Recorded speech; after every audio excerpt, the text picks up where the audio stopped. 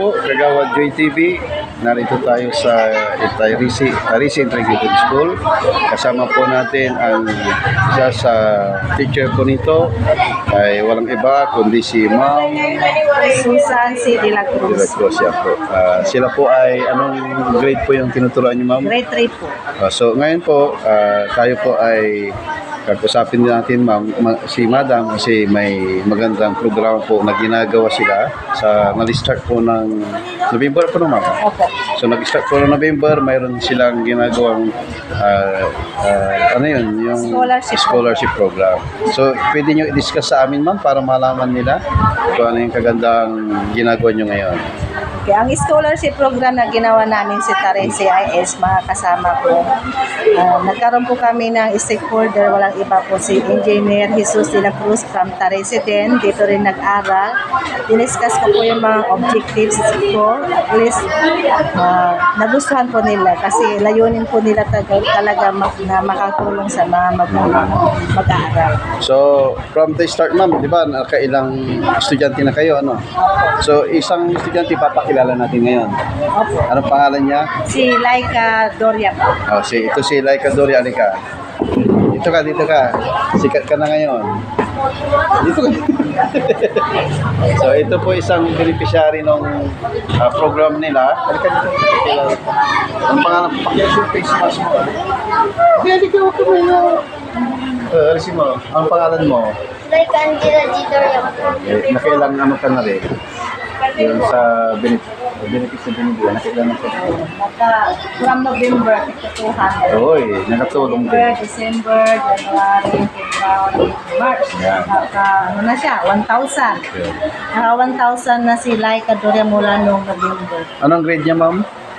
Grade 6. Ito si Ma'am Nila, pakilala ko mo ta, advisor class mo ta.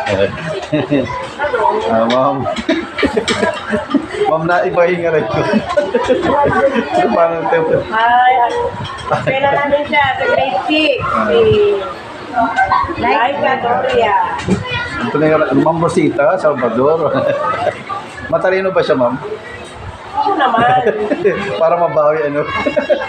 So, hi kayo mga student po natin. Yan, kung mabait mo yan, tahimik. Okay?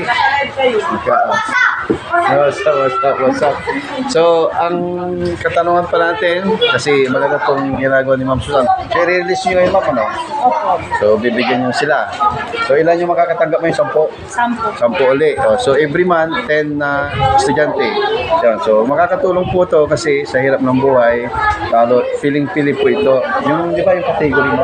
Opo, yung category po, yung mga poor but deserving, yung mga So, in-screen nyo sila. Opo, may interview po, kaya hindi po lahat ay Mabibigyan. mabibigyan po. Yan.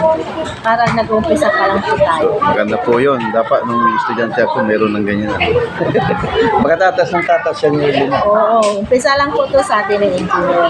Saka next school year, maragdagan po. Ayun. So, God bless po kay Engineer De La Cruz. Anong pangalan na? Engineer? Engineer Jesus P. De La Cruz po, from Oh. Tarese. Nasa Okay po. ibang bansa po siya. Yan. Tapos yung mga iba dyan, baka mayroon pa, di ba? Baka meron pa. Malay niyo, makarating tayo congressman. Ayun. So, yun po, mag-start po magbibigay si Ma'am Susan ngayon. Then, siguro the other month or the other week, ganun, pwede kayo makiusap ulit. So, Every salamat. month po pa. Every month po, saan ulit? April, May, June. May dala kayong listahan, Ma'am, ano? Opo, meron. Para tapos receiving copy, ganun. Opo. Ayun, yung mga, sino ang signatory dyan? Principal, then head teacher, then si Ma'am Susan. Organizer. Opo. Ayun. Sayang yan, Ma'am. So, makakatulong po ito. Salamat po sa guro natin dito sa Barangay Tarisi Integrated School.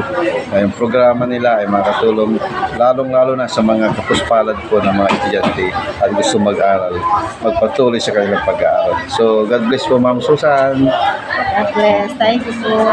Okay po. Ikaw, thank you ka. Mahihain kasi yung estudyante natin. Bye-bye. Okay. Ito.